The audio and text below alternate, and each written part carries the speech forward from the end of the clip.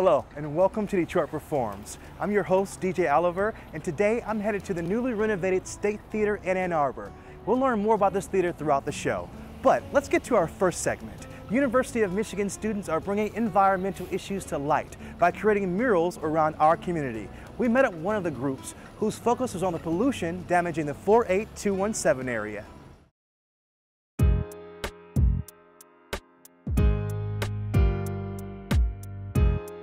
Our community, 48217, is known for its stink. This is the most polluted zip code in the state of Michigan. Our community should not be casualties for industry's greed.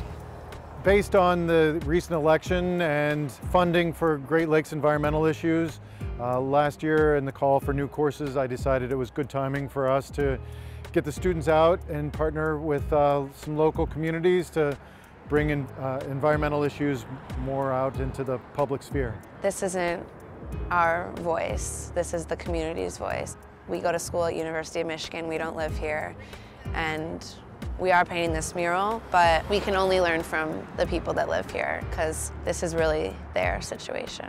The mural came about after I was asked to do what we call toxic tours by the University of Michigan. And I took a group of students and some professors on a tour around the industry that has been plaguing our community and been one of our challenges for years with their emissions of pollution that is impacting my community. Miss Teresa Landrum is extremely passionate and inspiring, and so I thought she'd be a perfect person to connect with for this class. This is one of the first African American establishments after World War II, but I grew up in this. I've always noticed the smells, so we accepted it as a norm, but it's not normal. I really feel disheartened that this has gone on so long from the industries and nobody paid attention. That minority, low-income communities are being impacted so severely by these industries that pollute. Residents in this area, they're fighting a system that allows them to be in sacrifice zone. And they're not doing good because their lives are inundated with the pollution and the health impacts from all of it. Students have certainly noticed, you know, depending on which way the wind is blowing, you'll notice more odor than other days. But to hear the stories of, you know, particulates that are, you know, covering cars, and it's not hard to imagine covering lungs. The pollution that is coming from these surrounding industries is having a serious impact on our health. We see a high rate of lung cancer in this area. We see a high rate of COPD in this area. We have a high rate of asthma among our children as well as adults. Working with these students have been wonderful because after the toxic tour, they said, what can we do? They decided among themselves that we need to do something. It's part of a growing environmental awareness that students have to go through, and how can they become more empathetic to the folks that are living with the pollution, because we're all taking part in this, because we're all, you know, living with cars, and you know, we all use electricity, and so pollution is just, it's hidden from most of us most of the time.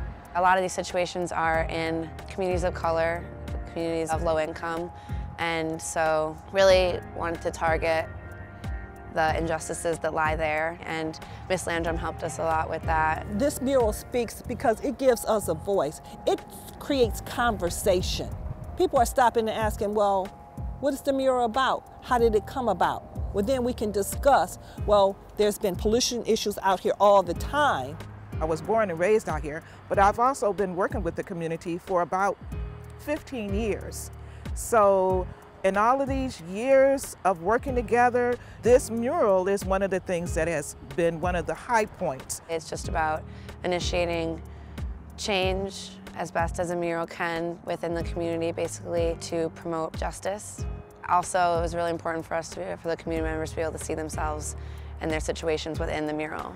On the very far left, we have kind of the silhouette of the looming industry, and coming out of that is the monster of industry who has the hazardous sign for the eyes. The smoke coming out of his mouth is the basically representation of the pollution on his back with the industry as well. And then we have the three figures, and we wanted to represent different age groups from the community that was really important to us as well, and specifically also representing women, because Ms. Landrum was saying that a lot of the people that are involved in this fight are women, and they're all in a fight towards stopping this big monster of industry and really stating their claim on the power that they have with their voice. And then the sunflowers that we have are kind of like a representation of more of a brighter hope. Ms. Landrum was telling us how they have done protests before with sunflowers on their signs with messages in between, so we took that and added it in and then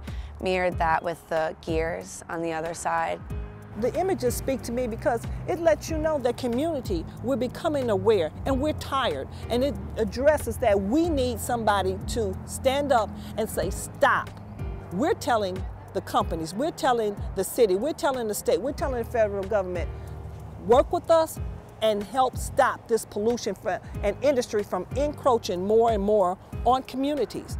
I hope that the people can just really see that their fight is recognized and that there are people who are with them, supporting them, and that their work every day matters.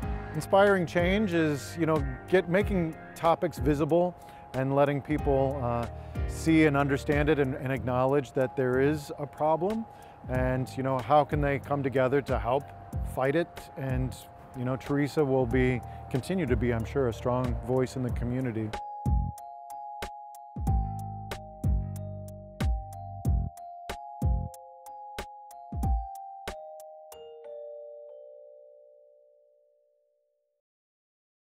You can learn more about the 48217 mural, as well as all the artists we feature on DetroitPerforms.org.